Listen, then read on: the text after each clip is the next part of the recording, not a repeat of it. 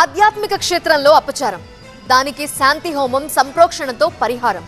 శ్రీవారి ఆలయ పవిత్రతను కాపాడేలా, తిరిగి ప్రతిష్టను నిలబెట్టేలా ప్రస్తుతం ఆగమ శాస్త్ర నియమాలను అనుసరించి తిరుమలలో ఆ హోమ క్రతువులన్నీ కొనసాగుతున్నాయి. ఇక ఆవు నెయ్యిలో దోషం, ఆ కల్తీతోనే తయారైన లడ్డూ ప్రసాదం, ఇలాంటి అంశాలు కొన్ని రోజులుగా యావత్ దేశాన్ని కుదిపేస్తున్న వేళ భక్తుల్లో ఆందోళన తొలగించే విధంగా క్షేత్ర ప్రాధాన్యతకు పూర్వ వైభవం తెస్తామని భరోసా ఇచ్చేలా ఇవాళ ఈ శాంతి హోమాన్ని తలపెట్టారు. దానికి సంబంధించిన బ్రేకింగ్ న్యూస్ ఇప్పుడు చూద్దాం.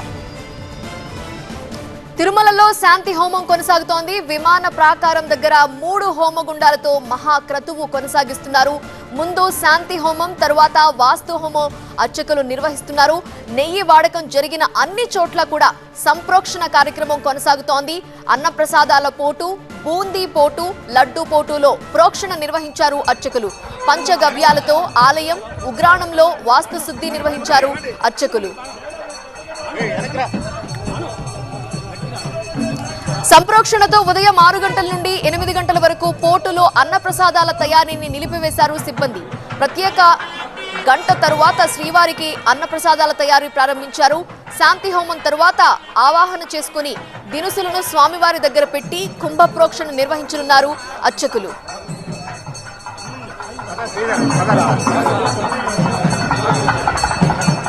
ఆలయంలో దోషాలు జరుగుతూ ఉంటాయి. ఇవాల్టి హోమంతో పరిహారం లభించినట్లే అంటున్నారు తిరుమల ప్రధాన అర్చకులు వేణుగోపాల దీక్షితులు. ఈ దోష పరిహారార్థమై ఈ ద్రవ్యంలో జరిగిన లోపాలన్నీ పరిపూర్ణంగా పరిహారం కావాలని ఈ యొక్క సంకల్పాన్ని తీసుకొని ఈ కార్యక్రమం ప్రారంభించారు.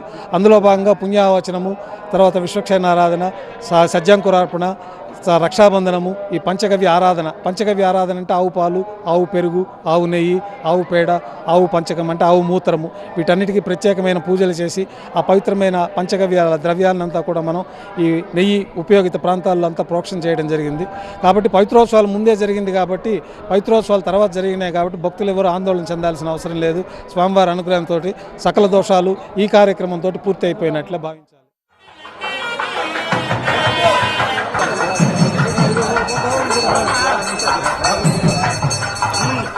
పూర్తి వివరాలు అందించడానికి మా ప్రతినిధి రాజు లైవ్ లో సిద్ధంగా ఉన్నారు తిరుమల నుండి. రాజు, శాంతి హోమం ఎలా జరుగుతోంది? ఈ హోమం తరువాత ఇంకా ఎలాంటి కార్యక్రమాలు నిర్వహించబోతున్నారు అధికారులు?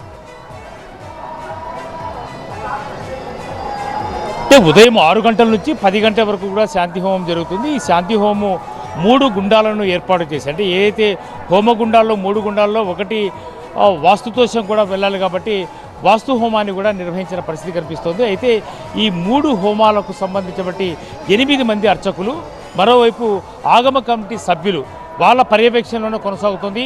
ఉదయం టీటీడీ ఈవో శ్యామలరావు సంకల్పం చేసుకున్నారు. ఆ తర్వాతనే ఇప్పుడు పూర్ణాహుతి మరి కాసేపట్లో జరుగుతుంది. కుంభ ప్రోక్షణ జరగబోతోంది. అంటే కుంభ ప్రోక్షణ అంటే మొత్తం హోమం అంతా అయిపోయిన తర్వాత ఏదైతే హోమంలో వేసినటువంటి దినుసులు ఉన్నాయో దీన్ని తిరిగి శ్రీవారి పాదాల వద్ద పెట్టి ఆ తర్వాతనే దీన్ని ఎక్కడైతే నెయ్యి వాడకం జరిగిందో అన్ని చోట్ల కూడా చల్లి ప్రోక్షణ చేస్తారు. అయితే ఇప్పటికే ఉదయం నుంచి కొనసాగుతున్నటువంటి ముందుగా శాంతి హోమం జరిగింది, ఆ తర్వాత వాస్తు హోమం జరిగింది, ఆ తర్వాత జరిగేదే పూర్ణాహుతి. అంటే ఈ పూర్ణాహుతికి సంబంధించి టీటీడీ అధికారులతో పాటు అర్చకులు కూడా పాల్గొంటున్న పరిస్థితి కనిపిస్తుంది. అయితే కల్తీ నెయ్యి ఎక్కడెక్కడ వాడారో ఆ ప్రాంతాల్లో అన్ని చోట్ల కూడా శుద్ధి చేస్తున్నారు. ఒకటి మనం శ్రీవారి ఆలయం ముందున్నాం. ఈ ఆలయంలో ఒక ఇన్నర్ పోర్ట్ ఉంది, దీని పక్కనే మరో లడ్డు బూందీ పోర్ట్ ఉంది. ఆ తర్వాత ఉగ్రాణం, ఏదైతే తిరుమల శ్రీవారికి అన్నప్రసాదాలు తయారు చేస్తారో దీన్ని ఉగ్రాణం అంటారు. ఈ ఉగ్రాణంలో కూడా ప్రోక్షణ జరుగుతుంది. అయితే ఈ 3 చోట్ల చేసిన తర్వాతనే ఆలయ అధికారులు కుంభ ప్రోక్షణ నిర్వహిస్తారు. ఈ కుంభ ప్రోక్షణ అనేది అత్యంత కీలకమైనది. ఎందుకంటే హోమంలో వచ్చినటువంటి దినుసులంతా కూడా ఎక్కడైతే ఈ నెయ్యి వెళ్ళిందో, ఎక్కడైతే ప్రసాదాలు వాడారో ఆ ప్రాంతంలో చల్లడం ద్వారానే ఖచ్చితంగా శాంతి హోమానికి పరిపూర్తి అవుతున్నట్టుగా టీటీడీ భావిస్తోంది. ప్రత్యేకించి నెయ్యి కల్తీ అయింది కాబట్టి, అత్యంత ప్రీతిపాత్రమైన లడ్డూ ప్రసాదము అపవిత్రమైంది కాబట్టి అందుకు ప్రాయశ్చిత్తంగానే టీటీడీ ఈ శాంతి హోమాన్ని నిర్వహిస్తుంది.